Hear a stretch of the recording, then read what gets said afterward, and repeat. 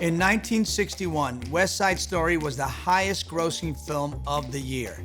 It went on to win 10 Oscars and brought Puerto Ricans and New Yorkers into American film in a major way. And while it remains a masterpiece, it's also a product of its time, and it carries with it a complicated legacy for many Latin communities. On this 60th anniversary, let's look back at West Side Story and the way Latinos are bringing it into the present. Amor sin barreras, love without barriers. That's the title they gave it in Spanish. It's about people in the margins who are just trying to find their place in the world and hold on to love where they could find it. A musical adaptation of Romeo and Juliet set against a war between rival Puerto Rican and white gangs in New York City. West Side Story was the first musical of its time to deal with themes about immigration, cross-racial romance, and graphic violence. But while its Broadway run was a success, it was the 1961 film adaptation that cemented its place in American culture. I thought we were going to be a flop. You know, here we are singing in high voices, most of us in these operatic voices. There are no costumes here with spangles and stuff and bright, shiny stuff. And this kind of dancing, I've never seen this dancing in my life.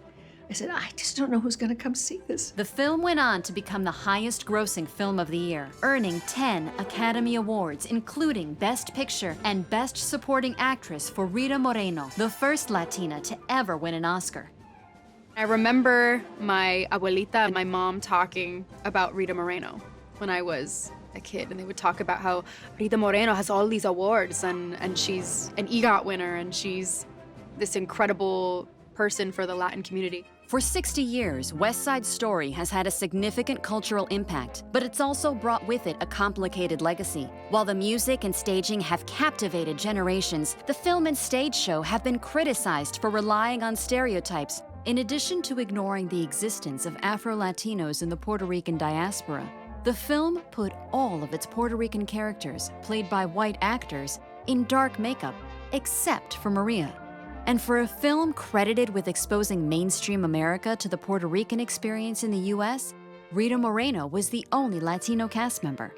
In the decades since, theatrical revivals have included Latino creatives to help correct the original shortcomings, including translating English lyrics and dialogue into Spanish, as well as ensuring racially and ethnically conscious casting. Even the film is getting an update. Steven Spielberg's new adaptation is taking careful efforts to work with Puerto Rican and New Yorican cast members, creatives, and organizations to ensure cultural authenticity and nuance. We want to make sure that we bring back the background. The rethinking of certain things they were necessary and they were thrilling. It's become more relevant now than the original West Side Story because of what's happening in our times. This is the first time that you're seeing an American face like mine, who is also Puerto Rican, be allowed to tell this story, and that's really exciting.